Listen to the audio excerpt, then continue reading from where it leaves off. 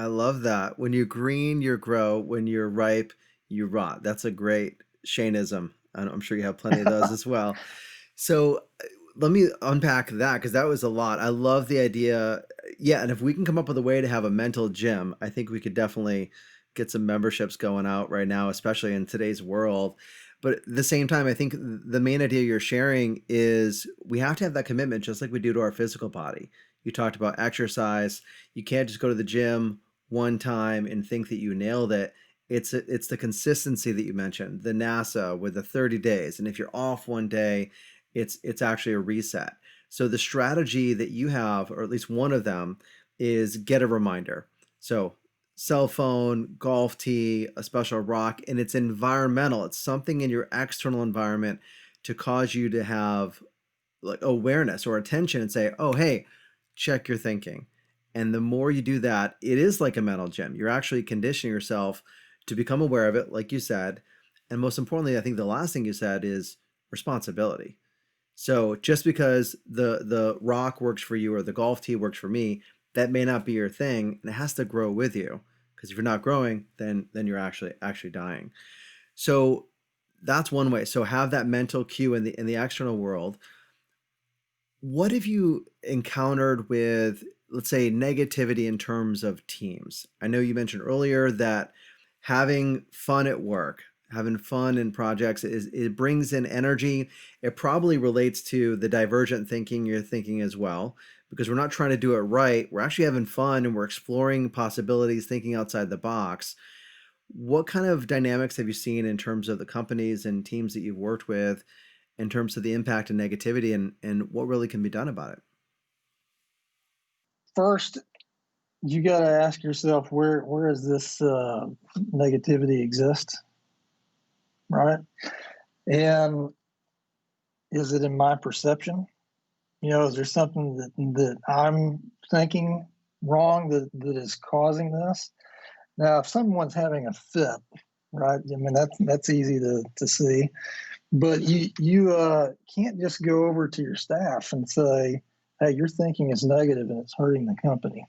It's better to lead by example and get yourself right first because, you cannot control people, places, and things.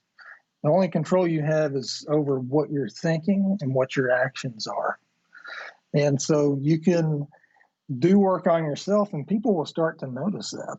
And you can say, hey, I've realized that my thinking was negative. I've been actually working on it. If you're interested in what I'm doing, I'd be happy to share that kind of thing with you. Uh, and then you can start to even introduce little bitty pieces after that. Or, a great question.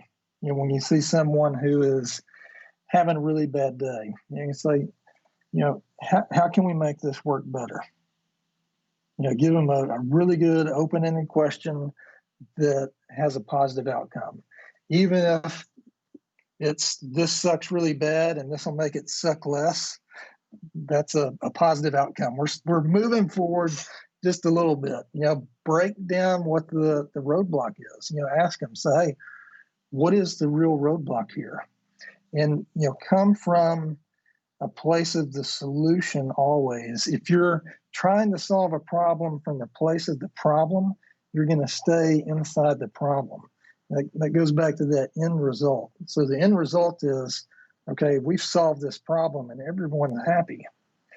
How does that feel? What's that look like? What did it take to get us there? I like to use GPS as an example of the big goal, end picture, end result.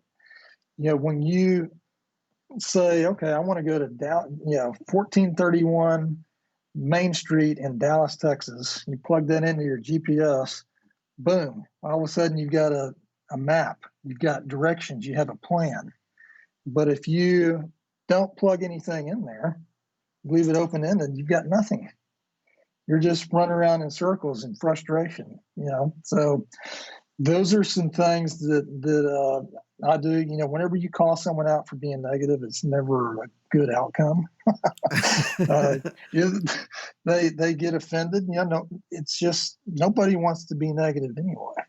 True. I mean, really, I mean, the truth of it is, and when we programmed ourselves over and over and over again, and then somebody points it out, well, that's really frustrating. So you have to always say, look inside. Look inside first. If you are in the right space, then everything's going to be okay. And then you have to come really from a place of love. You know, if that was you having this bad day, how would you want to be talked to? Would you want someone to help you? Or would you want someone to tell you how you've been doing it wrong?